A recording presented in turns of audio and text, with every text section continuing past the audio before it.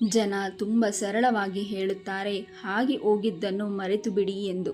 ಆದರೆ ಆ ಮಾತುಗಳಿಂದ ನಮಗೆಷ್ಟು ನೋವಾಗಿದೆ ಎಂಬುದನ್ನು ಯಾರೂ ಕೇಳೋದಿಲ್ಲ. ಯಾರು ಪದೇ ಪದೇ ಅದೇ ತಪ್ಪನ್ನು ಮಾಡುತ್ತಾರೋ ಅದು ಅವರ ತಪ್ಪಲ್ಲ, ಅವರಿಗೆ ಅದು ಇಷ್ಟ ಆಗಿರುತ್ತೆ.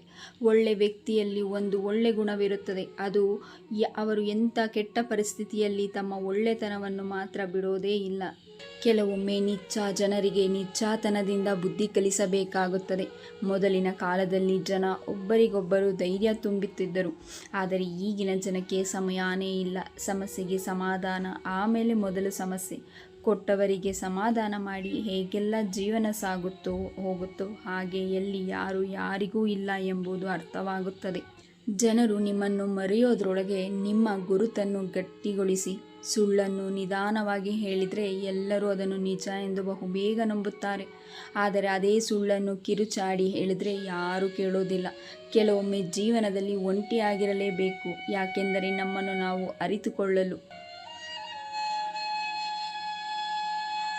ಪ್ರಶಂಸೆ ಸ್ವೀಕಾರ ಮಾಡಬೇಕಾದರೆ ವಿನಮ್ರತೆ ಇರಬೇಕು, ತಪ್ಪನ್ನು ಸ್ವೀಕರಿಸಬೇಕಾದರೆ ಅಹಂಕಾರವಿರಬೇಕು. ಜೀವನ ಸಂಗಾತಿ ಹೇಗಿರಬೇಕೆಂದರೆ ನಿಮ್ಮ ಜೊತೆ ಕುಳಿತುಕೊಂಡು ಸಮಸ್ಯೆಯನ್ನು ಸರಿಪಡಿಸಿಕೊಳ್ಳಬೇಕೇ ಹೊರತು ಸಂಬಂಧವನ್ನು ಮುರಿದುಕೊಳ್ಳಬಾರದು. ಈ ವಿಡಿಯೋ ನೋಡೋ ಪ್ರತಿಯೊಬ್ಬರು ಸಬ್ಸ್ಕ್ರೈಬ್ ಮಾಡಿ. ವಿಡಿಯೋ ನೋಡೋ ಪ್ರತಿಯೊಬ್ಬರು ಹರೇ ಕೃಷ್ಣ ಎಂದು ಕಮೆಂಟ್ ಮಾಡಿ. ಧನ್ಯವಾದಗಳು.